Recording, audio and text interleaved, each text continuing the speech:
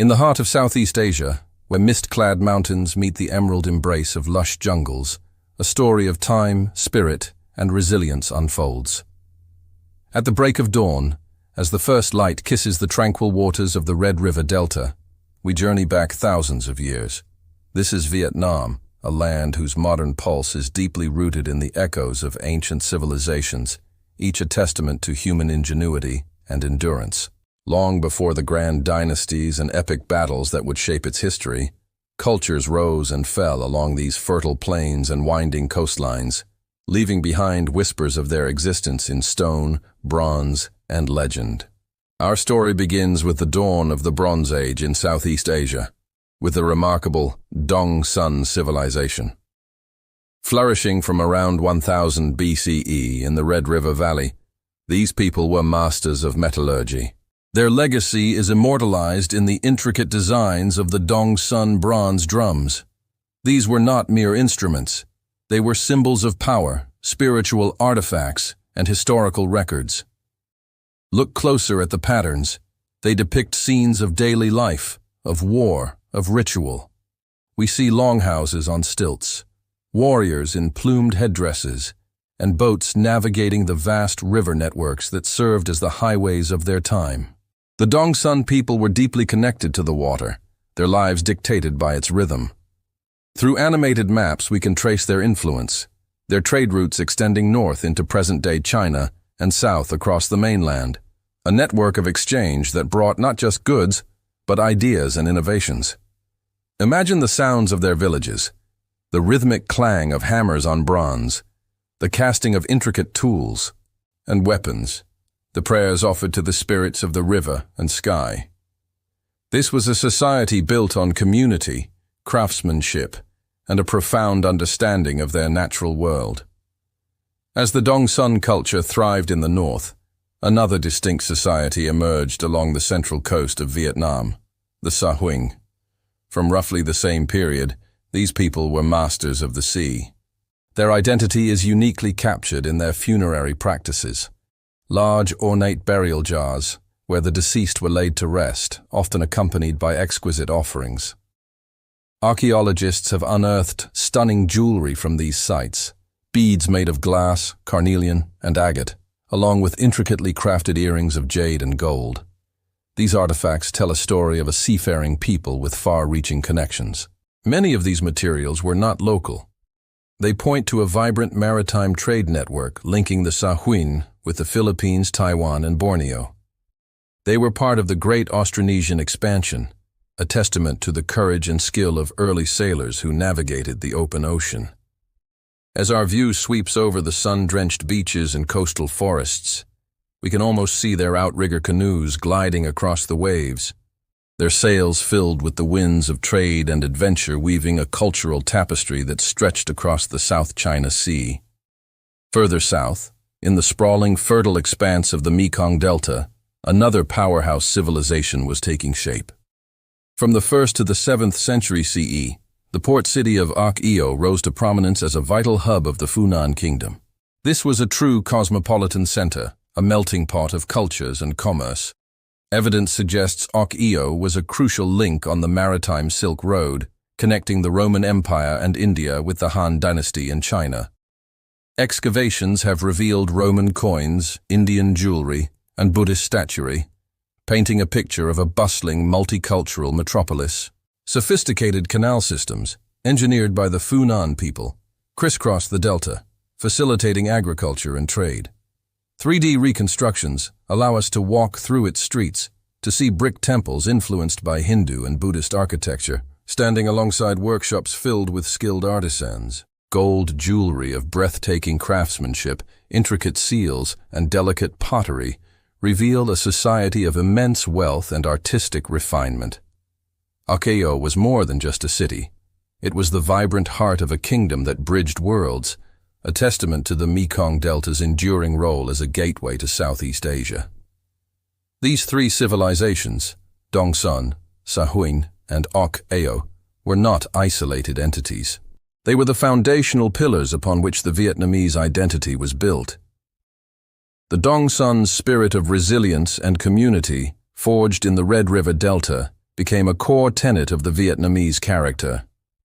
The Sa Huynh's maritime legacy instilled a connection to the sea that has defined coastal communities for millennia, and 𝐂𝐲𝐬𝐈's role as a cultural crossroads introduced new philosophies, religions, and artistic styles that were absorbed and uniquely adapted, enriching the cultural landscape. Their languages, though lost to time, laid the groundwork for the linguistic diversity of the region. Their art, their beliefs, and their innovations in agriculture and technology were passed down through generations, forming a continuous thread that weaves through the nation's history. The very essence of what it means to be Vietnamese, a deep respect for ancestors, a connection to the land, and an unwavering spirit of independence, can be traced back to these ancient peoples. Today, as we look at modern Vietnam, the echoes of the past are everywhere. In the terraced rice paddies, we see the continuation of agricultural practices honed over thousands of years. In the graceful architecture of temples and pagodas, we see the artistic legacy of Funan and beyond. In the vibrant markets of Hanoi and Ho Chi Minh City, we feel the same spirit of trade and cultural exchange that once thrived in 𝐂𝐲𝐬𝐈.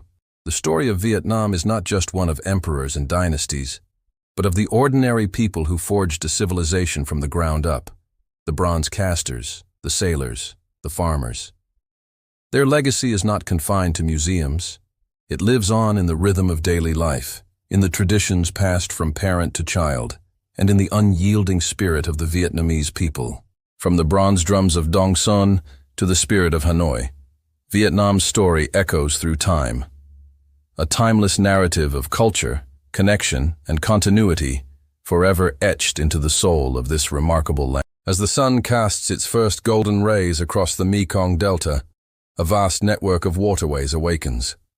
From above, this sprawling landscape appears as a verdant tapestry, woven with rivers that glitter like silver threads. Mist clings to the canopy, shrouding ancient ruins in a soft, ethereal veil. Here, in the fertile heart of Southeast Asia, the whispers of forgotten empires still echo through the rustling leaves and flowing waters. This is where the story of Vietnam's ancient soul begins, long before the familiar narratives we know today. We journey back in time to uncover the legacies of three magnificent kingdoms that rose and fell, yet whose spirits endure in the very fabric of modern Vietnam. Our journey starts with the Funan Kingdom, a maritime powerhouse that flourished from the 1st to the 7th century CE. Imagine a bustling port city, 𝐂𝐲𝐬𝐈, rising from the delta's plains. This wasn't just a local hub. It was a cosmopolitan crossroads of the ancient world. Animated reconstructions show us a city of canals, stilt houses, and grand structures, a Venice of the East. Merchants from as far as the Roman Empire and the Indian subcontinent navigated these intricate waterways, their wooden ships, laden with silks, spices, and precious metals, docked here, creating a vibrant exchange of goods and ideas. Archaeologists have unearthed treasures that tell of Funan's incredible wealth and global reach, exquisite golden jewelry bearing intricate designs, Roman coins hinting at transcontinental trade routes, and serene Buddhist relics that speak of a deep, spiritual connection with India. The people of Funan were master mariners and traders, their influence spreading across the seas.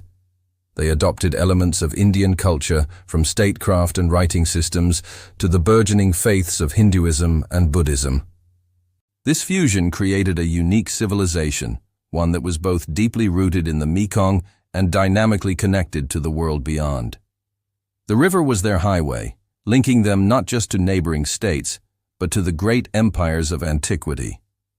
As the influence of Funan began to wane in the 6th century, a new power emerged from the north, the Qianla Kingdom. The transition wasn't just a change of rulers, it was a shift in the very landscape of power. Where Funan was a coastal, trade-focused empire, Qianla was an inland, land-based kingdom. Our view shifts from the open delta to the dense, mysterious jungles. Here, magnificent stone temples began to rise, monuments of stone and faith piercing through the thick green canopy. These structures, the precursors to the grand temples of Angkor, were testaments to a society deeply devoted to Hindu deities like Shiva and Vishnu. Imagine walking through these nascent temple complexes. Intricate carvings cover every surface, depicting gods, goddesses, celestial dancers, and epic mythological battles. We see sculpted warriors, their bodies strong and poised, adorned in bronze armor and holding formidable weapons. They were the protectors of this new kingdom. 3D recreations show us the early interactions between the Khmer people of Chenla and the inhabitants of the declining Funan. It was a complex period of assimilation and conflict, a cultural and political restructuring that would lay the groundwork for the future Khmer Empire.